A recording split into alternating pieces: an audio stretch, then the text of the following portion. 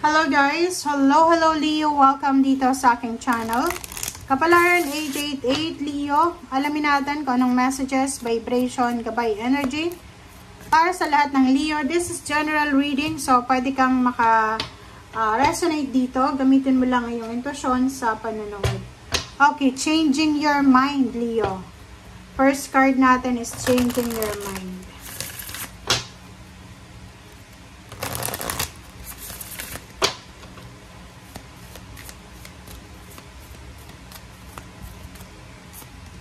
Okay, miracles. Wow, Leo.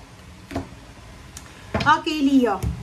First card natin dito is changing your mind. So, maybe, before ka nanood ng video na to, or maybe last week or few days ago, maybe 3 days ago, marami kang naiisip, marami kang mga gustong gawin, gustong simulan, mga plano, but ngayon, maybe after this reading, biglang magbabago yung isip mo, biglang magbabago yung mindset mo, or biglang may magbabago sa'yo.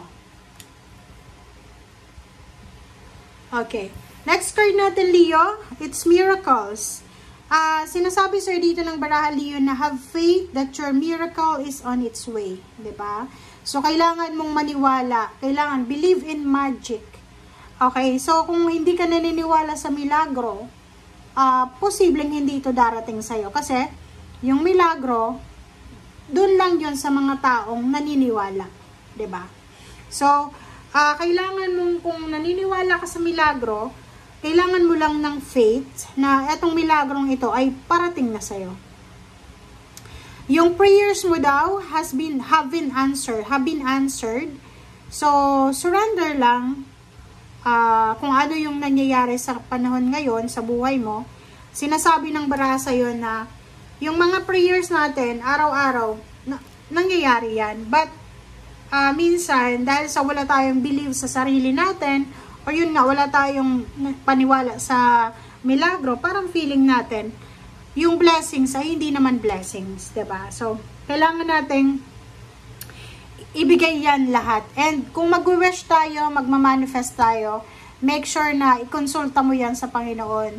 Okay? Sa spiritual mo. Kasi kahit anong wish mo, kahit manifest ka, trabaho ka ng trabaho, pero ayaw ng universe, ayaw ng langit na mangyari. Kasi yung direction na gusto mong tahakin is hindi maganda para sa'yo. Feeling natin maganda, but hindi maganda para sa atin. Kasi yun nakikita ng universe. So, kailangan natin na i-consider yung, like yun, pag nagpe-pray ka, diba, na sana, Lord, ibigay mo yung heart's desires ko, pero, sana yung kagustuhan ko, yung laman ng puso ko, ay ganun din yung gusto mo. Parang ganun. Ganun yung way ng pagpe-pray natin ng surrender. Okay, hindi yung, Lord, gusto ko ng ganito. Okay? Okay. First two cards natin is King of Swords and Justice. So, good karma. Leo, sinasabi ng baraha sa'yo na may isang magandang pangyayari ang parating sa'yo. Sinasabi ng Justice card na yan na maybe there's a karmic blessing, karmic contract. So, may mga contract signing, mayroong mga paperwork, documents na kailangan mong asikasuhin. Maybe, pupunta ka ng ibang bansa, kailangan mong asikasuhin yung mga government papers, passport, or kung ano man siya na kailangan mong asikasuhin as soon as possible.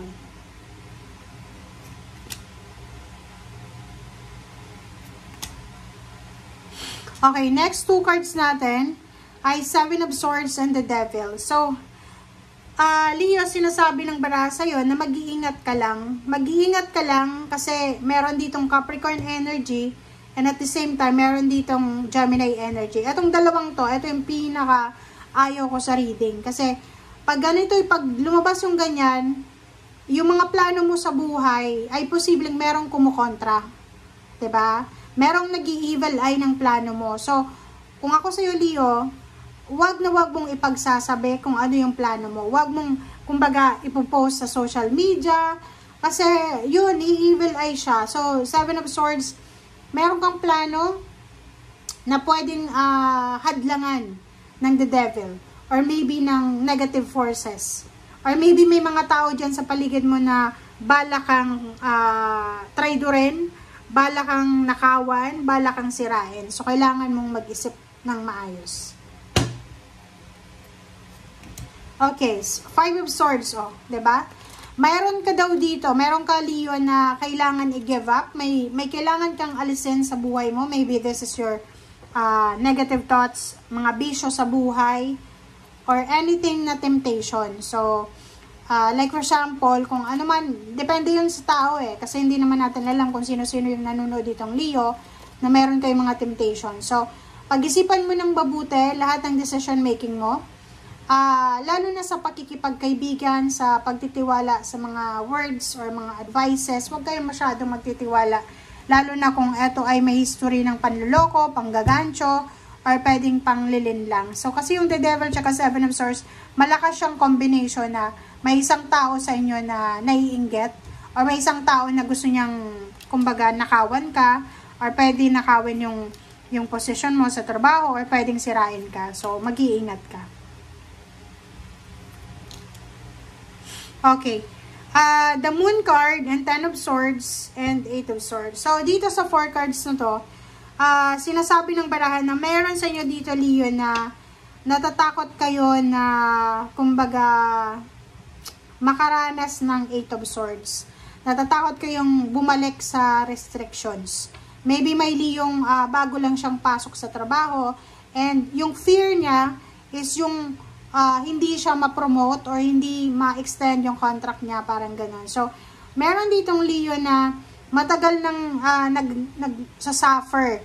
Like, nakakulong siya sa isang stagnant na situation, or maybe nasa comfort zone lang siya.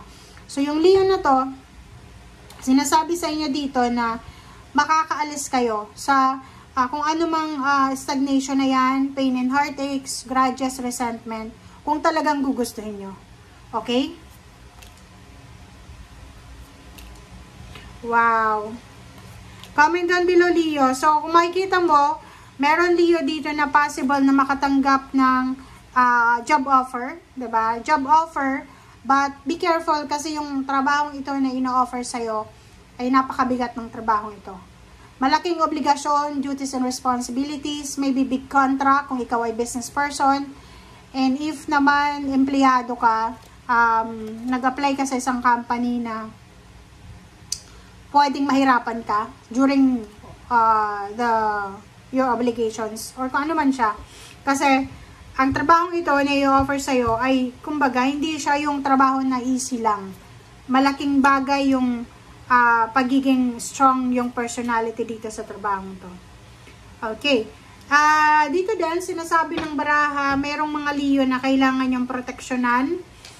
Kung ano man to na gusto mong mangyari sa buhay. Like for example, huwag kang magpadalos-dalos. Huwag kang magpadalos-dalos mag-asawa, magkaroon ng anak, lumipat ng trabaho, mag-resign, mag-travel. Pag-isipan mo daw ng mabuti. Okay? Thank you guys for watching. Bye!